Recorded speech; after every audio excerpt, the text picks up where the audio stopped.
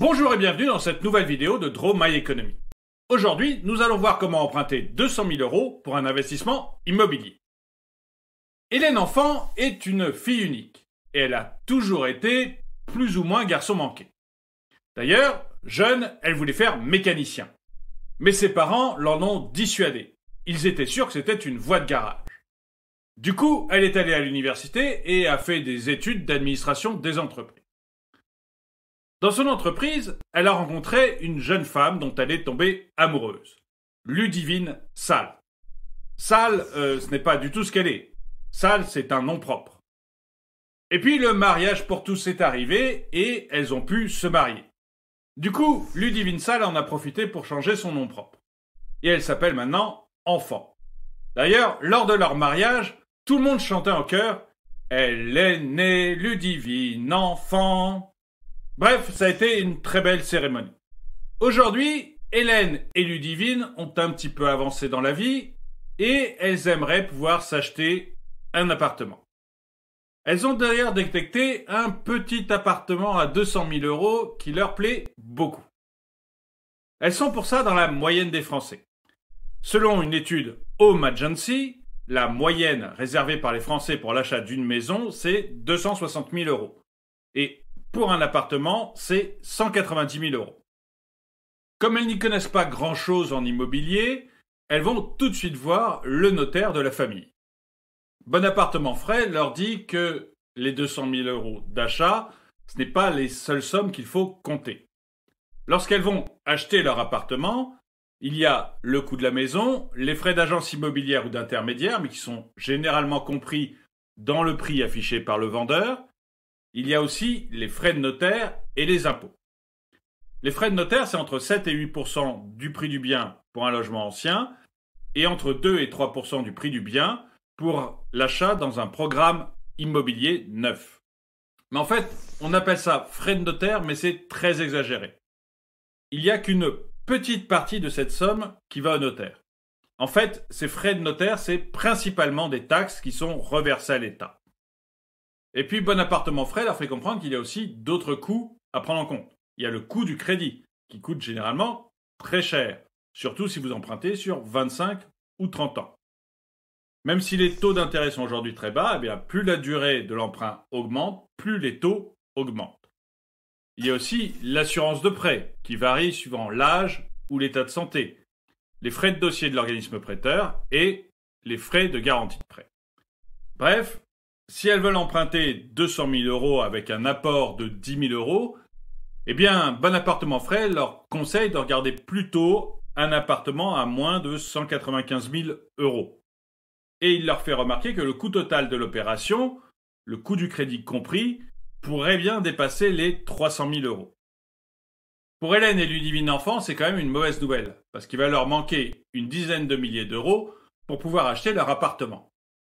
Coup de chance, les parents d'Hélène ont un accident de voiture et elle hérite.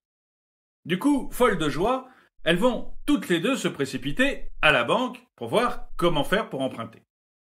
Leur conseiller bancaire les reçoit et il est très heureux parce que c'est un dossier solide. Tout d'abord, Hélène et Ludivine Enfant sont toutes les deux en CDI hors période d'essai. Donc il va pouvoir prendre 100% de leur salaire pour calculer leur taux d'endettement. Et comme aujourd'hui, elles n'ont aucun crédit en cours, eh bien leur taux d'endettement, il est de 0%. Du coup, le conseiller bancaire peut leur faire une offre. Et pour ça, en fait, il s'aligne sur les taux moyens observés des banques. Sur 10 ans, il va leur proposer un taux de 0,65%. Et ça représente des mensualités de 1 779 €, assurance comprise, avec 57 € d'assurance. Sur 15 ans, le taux sera de 0,88%, avec des mensualités de 1 243 €. Sur 20 ans, le taux sera de 1,07%, avec des mensualités de 983 €. Sur 25 ans, le taux sera de 1,3%, avec des mensualités de 838 €. Et sur 30 ans, le taux sera de 2,61%, avec des mensualités de 858 €. Pour savoir si elles peuvent emprunter, Hélène et Ludivine doivent tout simplement multiplier ces mensualités par 3. Parce que, en théorie, aucune banque n'accorde de prêt si le taux d'endettement dépasse les 33%. Par exemple, si elles veulent emprunter sur 20 ans, les mensualités étant de 983 €, il faut multiplier 983 par 3, ce qui fait 2949 €. Si leur salaire net cumulé à toutes les deux fait plus de 2949 €, alors elles pourront emprunter 200 000 € sur 20 ans. Mais ça marche pour Hélène et Ludivine qui sont mariées et qui sont en CDI hors période d'essai. Ça marcherait aussi si elles étaient fonctionnaires. Pour Charlotte, par contre, c'est différent. Charlotte Aufraise est boulanger-pâtissier. Elle s'est installée à son compte il y a 2 ans. Et elle est donc sa propre patronne. Et Charlotte aimerait aussi pouvoir acheter la maison de ses rêves à 260 000 €. Elle bénéficie de 60 000 € d'apport et, comme Hélène et Ludivine, elle a donc 200 000 € à emprunter. Elle file aussi chez son conseiller financier. Mais là, son conseiller financier lui demande de pouvoir justifier de ses revenus sur les 3 dernières années. Problème pour elle, Charlotte n'est à son compte que depuis 2 ans. Et la banque ne pourra donc pas lui prêter les 200 000 €. Lorsque vous êtes votre propre patron, indépendant ou intérimaire, eh bien, la banque vous demande de justifier de vos revenus sur les 3 dernières années. Dépitée, Charlotte repart et sait qu'elle devra encore attendre 1 an. Dans le hall de la banque, elle croise Anne. Analphabète et professeure des écoles. Elle aussi aimerait pouvoir emprunter 200 000 € pour acheter son petit appartement. Elle a plusieurs crédits à la consommation. Et c'est un problème parce que son taux d'endettement, du coup, est un petit peu élevé. Dans ce cas, son conseiller financier va évaluer son reste à vivre.